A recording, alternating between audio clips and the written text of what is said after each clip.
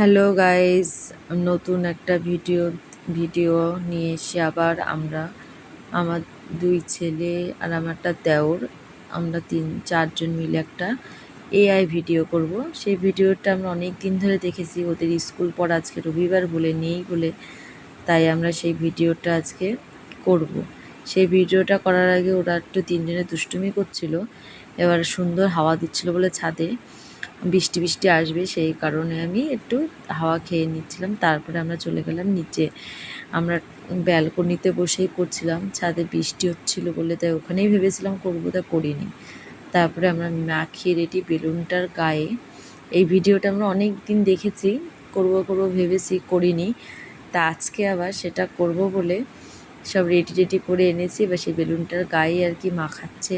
প্রথমে করছিল আমার দেওর, ও বলছিল বৌদি আমি করি, ভাবছিল ইজিলি হবে, ভালো হবে। ও পারছিল না বলে আমি এবার দেখিয়ে দিচ্ছিলাম। তা ও করতে করতে হাঁপিয়ে গেছিলো, যে ও আর পারছিল না। যেরকম ইজিলি ফোনে দেখায় আসলে সেরকম হয় না, পুরোটাই উল্টো। তারপরে ও আর একটা নতুন টেকনিক করলো, ভিডিওতে ইজিলি হয়ে যায় সেটা। তারপরে এবার আমি শুরু করেছি। এবার তাও আমি একটু একটু করতে পেরেছি, তাও ঠিকঠাক হচ্ছিল না। তবে কীভাবে বসে কষ্ট হয়ে যাচ্ছিলো আমার বসে থেকে থেকে, তারপরেও করছিলাম যে এইভাবে বসে। তারপরে এটা মোটামুটি হয়েছিল। এবার কেমন কি হবে আমি বুঝতে পারছি না। মেঘলা মেঘলা রয়েছে, বৃষ্টি রোদ নেই, শুকাবে কি হবে না হবে বোঝা যাচ্ছে না। তাও আমরা কষ্ট মষ্ট করে দেখেছি, যে মনে হচ্ছে হয়ে গেছে। তারপরে আমরা সব করে টোরে এবার আর একটা করার চেষ্টা করছিলাম, যে এটা যদি ভালো না আর একটা দুটো করবো ভেবেছিলাম, যেটা ভালো হয়। এবার এটা তো মোটামুটি তাও হয়েছে। এবার আর একটা বানানোর জন্য বসে পড়েছি। সেটা আবার ওইভাবে বসে হচ্ছিলো না বলে ভালো মতন আটঘাট বেঁধে বসে তারপরে এটারে তৈরি করছি। এটাও সেরমভাবে হচ্ছিল না, যতটা সহজ মনে হয় ততটা। এবার তখন হাতে নিয়ে করছিলাম, এটা একটা মগের মধ্যে বসিয়ে তারপরে এটারে সুন্দরভাবে করছিলাম। এবার কত দূর কী ভালো হবে না হবে এটা পুরো শুকিয়ে গেলে বোঝা যাবে যে কেমন কি হবে। এখনই তো শুকানোর ভিডিওটা হবে না। যদি কেউ এটা লাস্ট ফিনিশিংয়ে কি হয়েছে জানতে চাও তো অবশ্যই কমেন্ট করবা, যে এটা লাস্ট ফিনিশিংয়ে কি হলো দেখার জন্য। পরের ভিডিওতে তাহলে দেখাবো। এটা ভালো মতন করে নিয়েছি। তারপরে এটা রোদে তো দিতে পারবো না, একটু ছাওয়া জায়গায় রেখে দিতে হবে, টেনে গেলে হয়তো শক্ত হয়ে যাবে, সেটাই ওয়েট করতে হবে। তারপরে একটু গুঁড়ো সিমেন্টও আমরা দিচ্ছিলাম। আরও বেশি ভয় লাগছিলো, হাতে সিমেন্ট দিয়ে মাখছিলাম। আর এটা হাত ছাড়া হওয়ারও কোনো কথা নেই, যে অন্য কিছু দিয়ে যে করবো তা হবে না। হ্যান্ড গ্লাভস তো কিছু নেই, তার জন্য হাত দিয়ে খালি হাতেই করছিলাম। তাও এটা মোটামুটি রেডি হয়ে গেছে।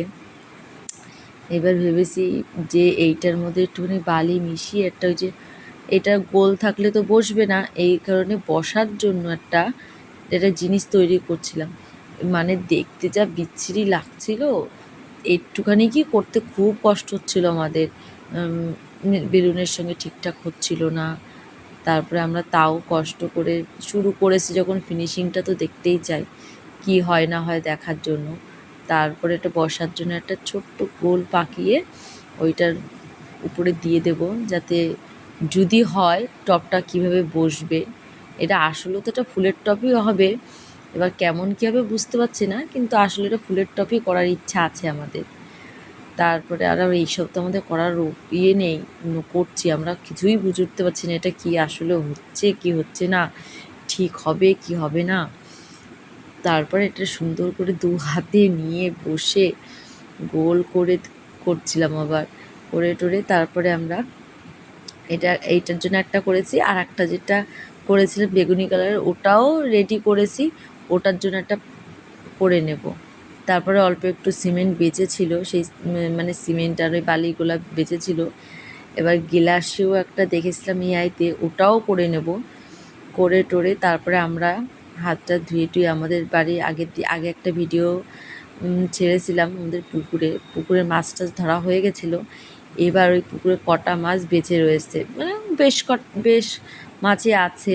সেই মাছগুলোই ছেলেদের ছুটি আছে বলে বিকেলবেলা ওরা একটুখানি ধরতে যাবে, আমরা আগের থেকেই বলে রেখেছি এটা হয়ে গেলেই মা আমরা কিন্তু মাছ ধরতে যাব। তা আমি বললাম ঠিক আছে, আগে এটা করে নিই, এই ভিডিওটা আমরা করে তারপরে মাছ ধরতে যাব।